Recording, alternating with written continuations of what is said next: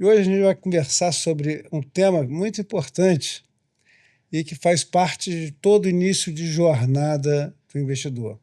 E eu acho ele muito oportuno justamente pelo momento em que nós estamos vivendo, de muita volatilidade, de muitas oscilações, de petróleo subindo, de petróleo caindo, de anúncios de paz, reanúncios de guerra.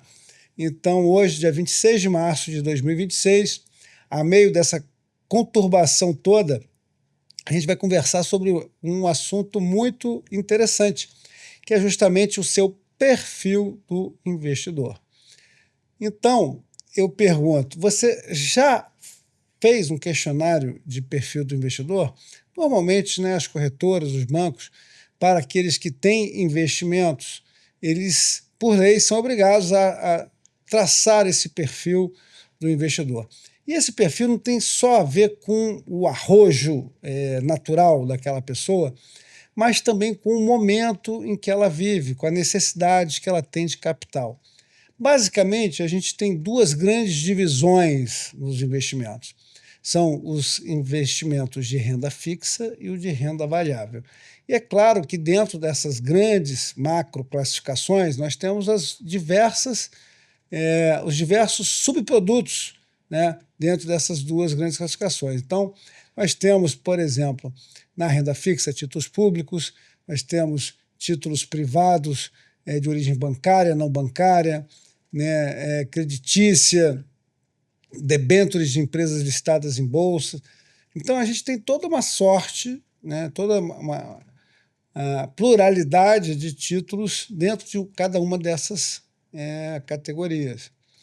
E dentro da renda fixa, por exemplo, nós temos os títulos que são pós-fixados, ou seja, eles seguem uma taxa base, né, normalmente definida pelo Banco Central, cujo nome aqui no Brasil é Selic.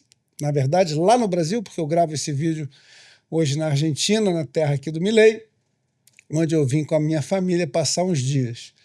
E realmente ver de perto as mudanças que estão ocorrendo por aqui. Mas esse vai ser um papo para um outro vídeo. Então, dentro dessa característica sua de investidor, né, além do arrojo, da conservação, né, do conservadorismo que cada um de vocês podem ter, tem um momento de vida. Então, por exemplo, você está construindo patrimônio. A sua tolerância a perdas pode ser menor, mesmo que você naturalmente possa ser um cara mais arrojado, mas a sua carteira não pode perder porque você está num momento de vida em que muitas vezes você não pode ou não tem tempo para recuperar, né? Digamos que você tenha 75 anos, a sua carteira ela tem que deixar de ser tão arrojada e passar a ser mais conservadora, porque justamente você pode não poder mais conviver com perdas nessa carteira, tanto seja ela em volume, né, de perda, né, o tamanho desse drawdown da carteira, tanto como pelo tempo, né? Então, você vai ter que estar necessariamente, no nosso entender, claro, esse vídeo aqui não é uma recomendação de investimento, menos exposto a perdas, né? Você vai ter que estar mais conservador. Então, eu pergunto a vocês aí, a você que está nos assistindo, você sabe e concorda com o seu perfil do investidor, né? É importante isso. Mas vamos conversar aqui um pouquinho sobre esses perfis e sobre a composição de cada carteira, como é que eu vejo isso. Então, vamos começar aqui do mais conservador, né? Do menos tolerante ao risco, o que suporta menos a ideia de perder dinheiro. Mas como assim, André? Perder dinheiro? Eu estou investindo, não é para perder. Pois é.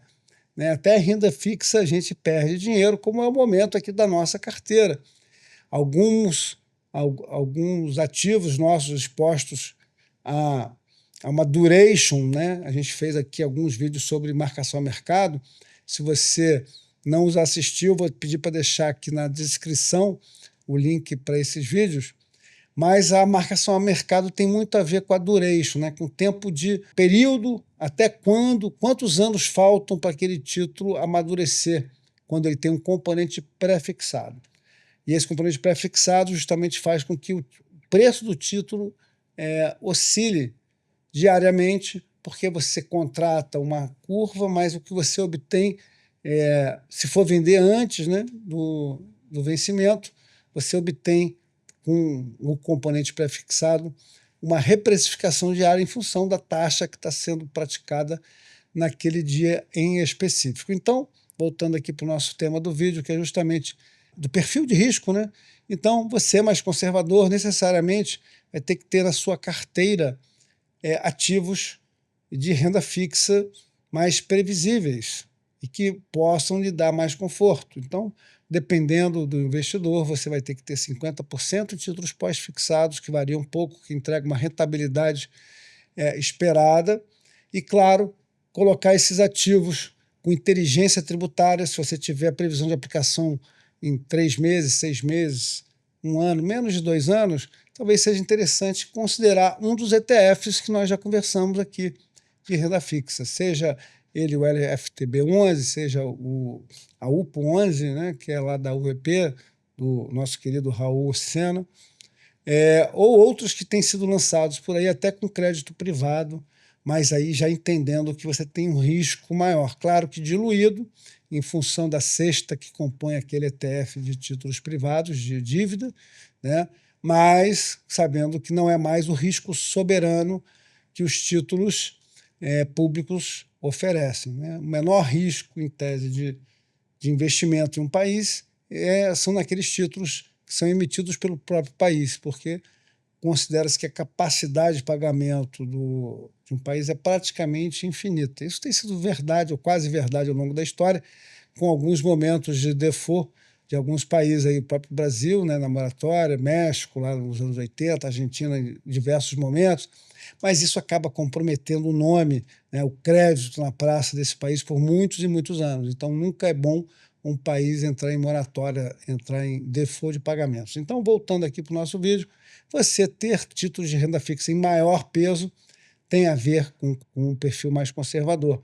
E, claro, se você está planejando aplicar esses recursos num período curto de tempo, mais curto, inferior a 4, 5 anos, é claro que ter na carteira mais títulos de renda fixa pós-fixados, isso é positivo para a rentabilidade dela. Já se você está no meio termo, não é nem arrojado nem conservador, e aí você tem que realmente olhar para os seus objetivos de curto, médio e longo prazo. Porque também serão esses objetivos, essas necessidades de emprego do capital investido que vão ditar aí o volume de recursos da sua carteira. No Brasil, há uma tendência da gente colocar mais dinheiro na renda fixa, porque historicamente aqui no país da renda fixa, no país dos juros altos, ela se destaca quando comparado com outros ativos de renda variável, sejam fundos imobiliários, sejam ações do Brasil, sejam ETFs.